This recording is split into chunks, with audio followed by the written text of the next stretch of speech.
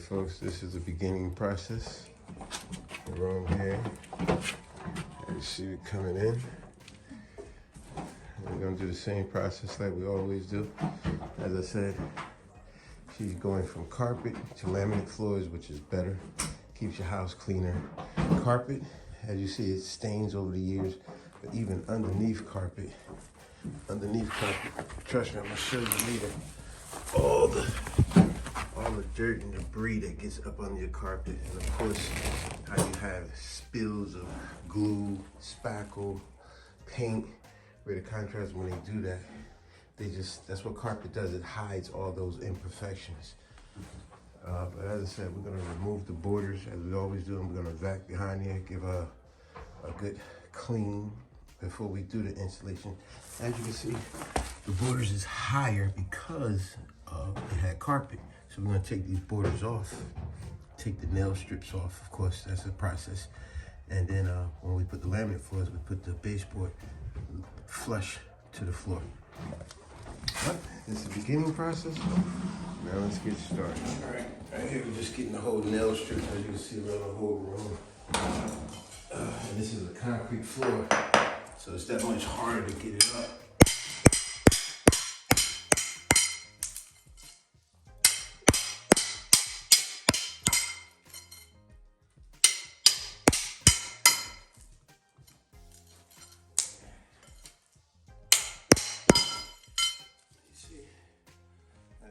Concrete floor. These things are really in there real good, so it makes it a little bit harder to get up. All right, just bringing along the process. We got all the borders up, as you can see. But as I said, we're gonna vacuum some of that. As you can see over here, this is the area where I said, you see, you're gonna always have droppings of spiders, dust, and stuff up under there. As you can see. So we definitely remove the borders so we can give a thorough cleaning. So it's an insulation and it's an extermination as well. You see all that?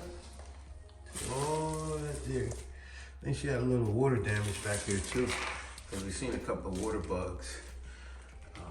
But you know, give it a thorough clean. All right, so now we got a total clean floor. All that stuff is just dried up.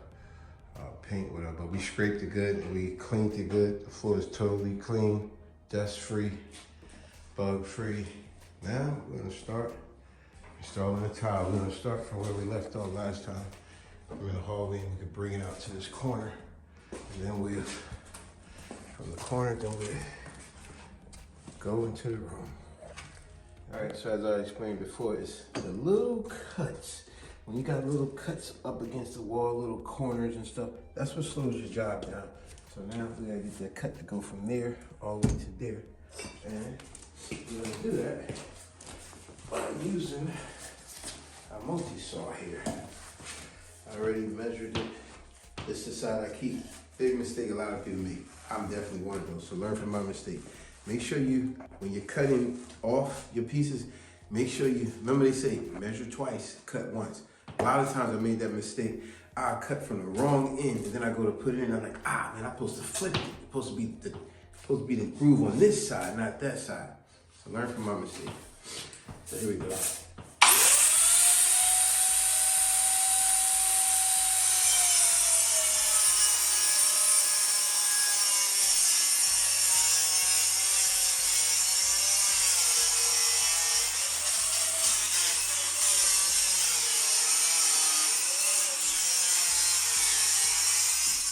All right, folks, if you come over here, just show you a little quick example.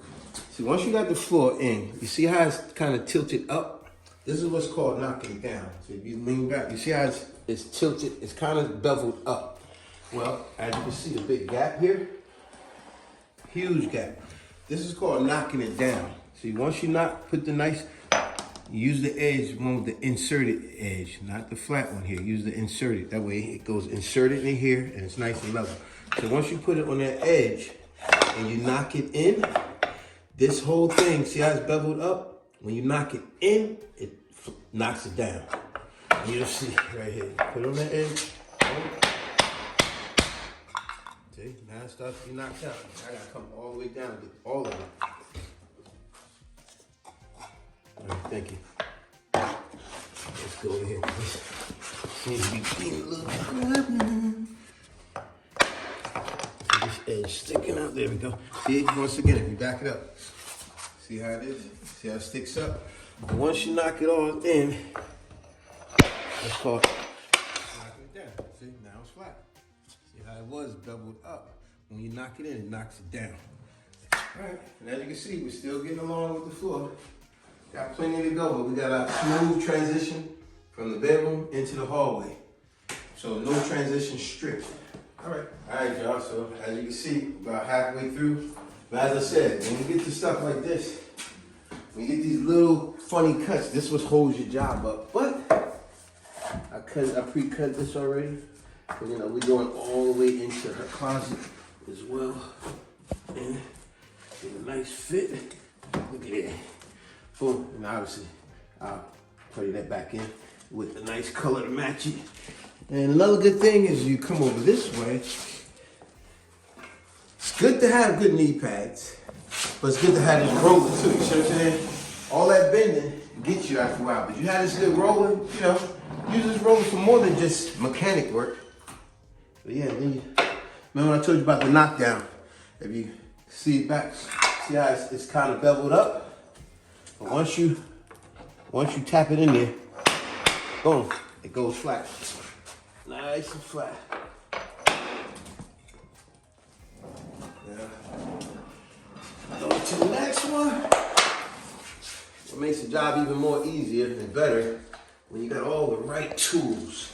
Like I said, have yourself a good hammer, a good cutter. Like I said, when I first started this, when I first started doing floors, I was doing it with a regular razor blade. Oh boy, was that weird. That took me forever. Then I graduated to my Multi-Max. Nice. Then I graduated to my Multi-Max. That definitely made it a lot easier. Then for the Multi-Max, I actually went and got the cutter. Once you get you a cutter, oh man, that makes the job way easier. I'm gonna have to do a cut in a minute, so you're gonna see me do a cut. How's the lighting? There we go. Like I said, as long as you got the right tools. Boom. And you see how, once again, it's beveled up. All that comes from when you knock it down. Boom. See? Now it goes flat. Real simple. On to the next one. Boom. See, now I gotta use the cutter. Perfect example. There's another good thing about having this roller. Just put all your tools there. You don't gotta keep going, oh man, I left it over there. Left my measure there. Left my cutter there. Left my hammer there. Left this. Nah. The roller. Roll on with what you need. Save those knees. So we're looking at 40. All right, we're gonna go with 42. We're gonna go with 42. Another big thing to remember, like they say, measure twice, cut once. A big mistake I used to make when I first started doing these floors, I would measure, like right now I need 42 inches, right? I would measure 42, and I realized I got the floor turned the wrong way. Now I'm like, man, I'm just wasting it. So make sure, see, like right now, I need 42 inches. See, so 42 inches, boom, will be there. This is the wrong way to cut it. I gotta cut it this way. My edge needs to be up against the wall. So 42. You see, put my tools right back. That way I ain't gotta go searching for them. I'm on my trolley here. And see, this what's good about this cutter. Unlike, like I said, when I first started doing floors, I had to keep doing this with a razor blade. Let me explain. When you're doing with a razor blade, this is how it goes. You gotta get the razor blade and you'll be doing this. You gotta score it, and then crack it. It's a lot of work you're doing. And then with the Multi-Max, this was better than scoring because it was like, It was, and then with the saw knife, that was quick too. But that's for them little fine cuts. Then you get the right tool to do the right job, which is this here. And so you just line it up. You even got your measurements and everything. And that's simple. And now we got our perfect cut. Got the right tool to do the right job.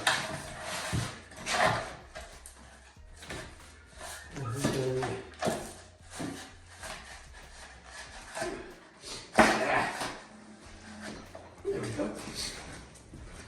Alright. Oh. Get rid of my pencil. You in your light way. You stand in the light.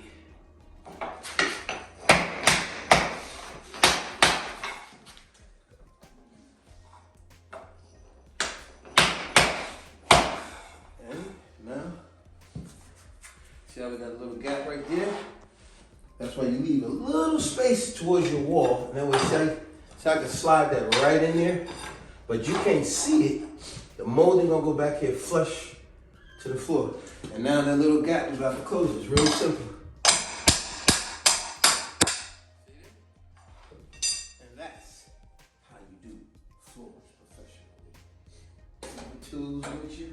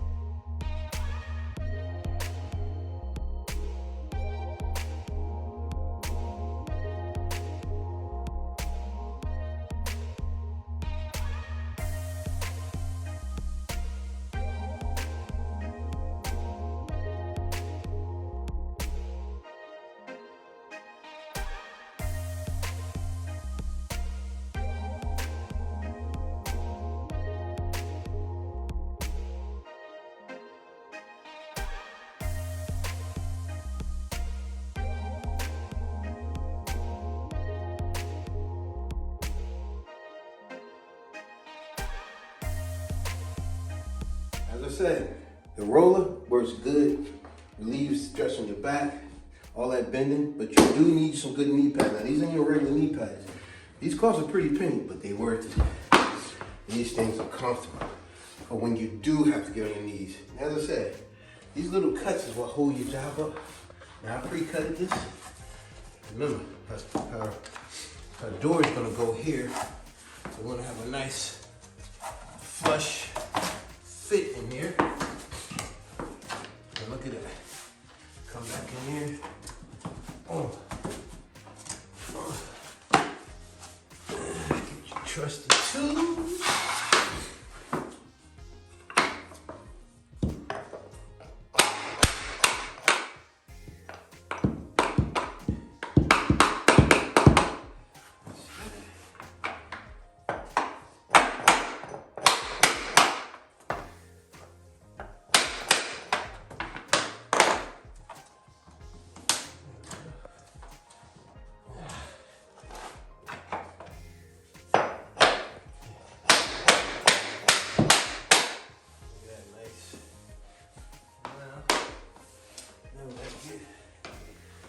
back.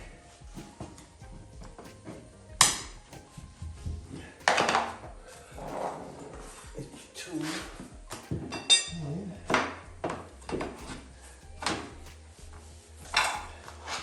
For that gap right there.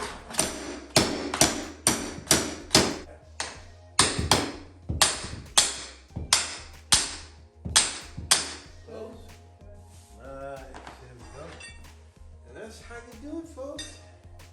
Back up, you see a better view. We're almost done. We got 1 1/4 strip left, and then 2 pieces over here in the closet. We'll be finished. All right, folks. So this is the reveal, the after. So now we are totally finished. I remember what it looked like before, right? Now you see the full view, even behind the door. Up against the door and all that. As I said, we moved the borders and we put them flush to the floor and removed all the debris, which was quite a bit. That gave her like insulation / extermination. And if you open the doors there, please. As you see, we go in the closet, no transition strip, all the way to the edges, all the way, and going back out. No transition strip from the hallway to the bedroom. That's what she did not want. So it's a straight, smooth transition. Each room, back. And then now we're gonna start in the living room. That's why that's bare up there. You gotta move a lot of furniture. And we went into her little cabin area. There we go, folks. Finished job. Watch out there. Total complete job. See. There we go.